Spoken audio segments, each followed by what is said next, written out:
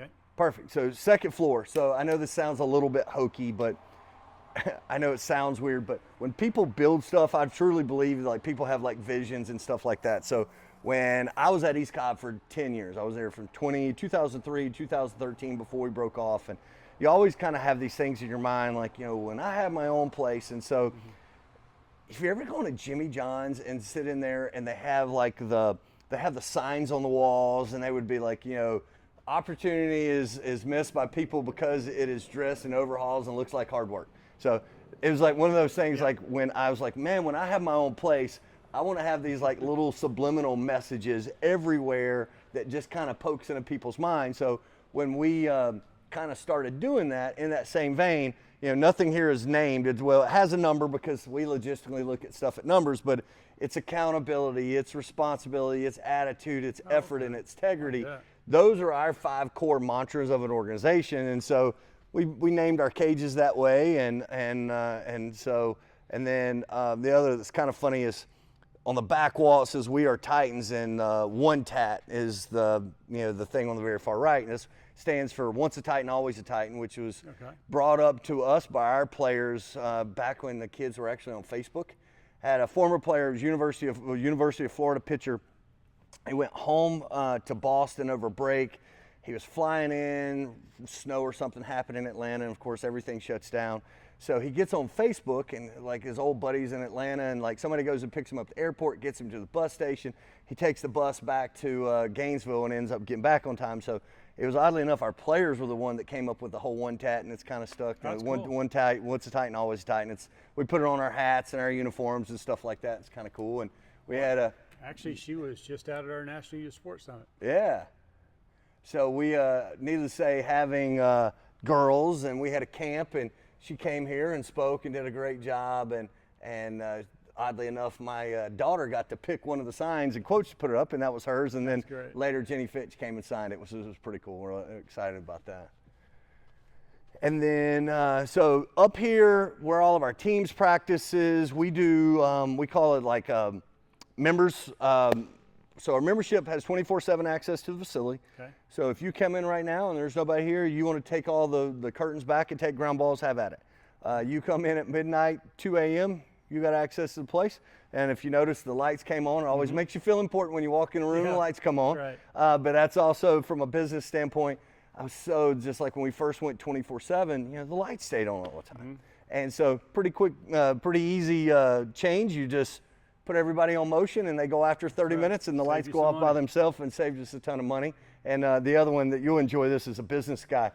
So if you're a golfer, this is a no-brainer. Well, owning an academy, when we first started, we broke off from East Cobb, we were in a commercial building. We have all our racks, and they're tennis ball racks, and we put baseballs in them. And I would watch all of our racks over a week or two, just people getting a little, helping themselves to a gamer. I got a good throwing ball or whatever. And so I had a kid living with me that was from Boston, oddly enough, and I was frustrated, and I was like, go get pink spray paint. I want you to spray paint all the balls. I want to spray paint them pink. Well, within a week, everybody's like, Coach, all the balls are like leaving my bat pink. They're like, come on, man.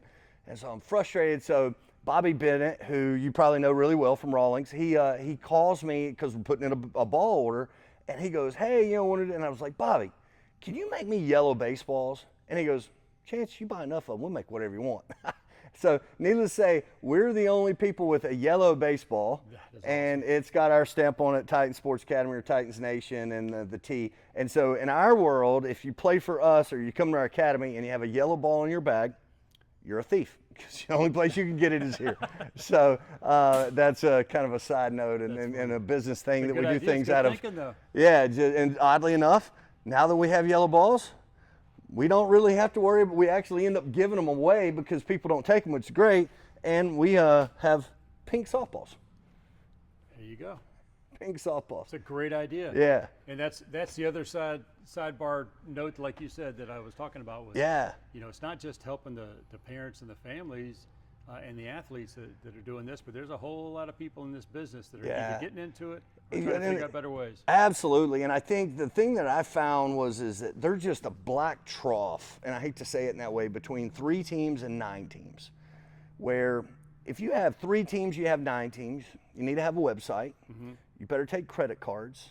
You're going to have to do some kind of payment plan because, you know, it's really expensive to do this. And it's not because we're trying to make it expensive, you know, your tournament fees. Like one of our older teams, say 15 and up, tournament fees for just the summer, you're talking $15,000 to $18,000, just that. And then you're going to have paid coaches and all the other stuff. It's real cost.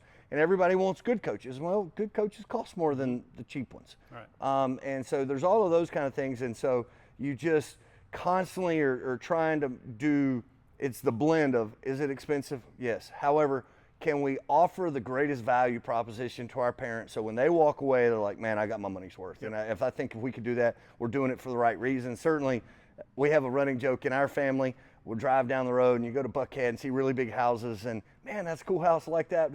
My running joke is I know what they don't do. They don't run a baseball academy. So it's, you know, we have a great place. Going into the facility. And we have a wonderful facility and we're really proud of it. And I know our guys are, and we work hard at it. And, you know, but there's a lot of little things that go into it. And, you know, it's a sense of culture and community that we have here that I'm really proud of our teams and our people. So. Well, I commend them for it's that. definitely impressive, and I appreciate the time to share a little bit with me. Obviously, there's a lot more that we can discuss. Sure, absolutely. But this goes on and on and on. But I appreciate you doing this because what we wanted to try to do was exactly what you and I talked about originally, was introduce people to you that some already know you, some don't, or some have some questions, or maybe looking for something else to do. So that's the purpose of all of these kind of discussions. And I appreciate it, humbled by the opportunity. I think that, you know, I would tell anybody in any travel organizations, man, there's some incredible people in this game in the Atlanta area. I think that the most important thing that I would tell any parent, got to find the right fit for you, and like really be clear on what you want, what are you trying to get out of this. And so, for example, stress occurs when what you think is going to happen and the reality, that delta, that's stress. And the further they are apart, the more stress that we have. And so a lot of times that, you know, what is the level that team's going to play at? How far are they going to travel? What is the cost? Who's the coaches? You know, you can play travel ball and play right here. We're so spoiled in Atlanta. We never, and the older guys, you know, you should be traveling. We never have to leave. You go to Perfect Game, East Cobb, Lake Point, you know, play in the area tournaments here, never have to leave. But if you're in Maryland, you're going to have to come here. Right. And so our parents are really spoiled by that. And so there's all of these different levels of travel ball that a parent could play at, and, you know, being convenient to you and your schedule, meaning maybe where your kid practices is close to home. That's really important. You know, for me, and, you know, I have 2 kids, and, you know, oddly enough, they don't play in my program, and that is not a slight at my program. We have softball, but it wasn't the right fit. My older daughter needed to play at a national level. My younger daughter wasn't there yet, and man, she's coming really fast, and she's probably going to pick up with our teams on our national teams this summer. And people look at you and kind of think of that, and I was like, guys, we're all parents, and we have to do the very best thing we want for our kids and really understand what your kid is and find that best fit. And so now when you walk away from this, because man, it's all going to end too soon when you are a parent, and there's going to be the last travel game and the last tournament and all those things, be able to look away and be like, man, that was a great experience for me and my kid, and man, we got the most out of it. I think that's the most anybody can ask for. That is great advice, and I, again, appreciate the time so much. Sure. And look forward to talking to you even more. Absolutely. Thank you. Good luck. Thank you.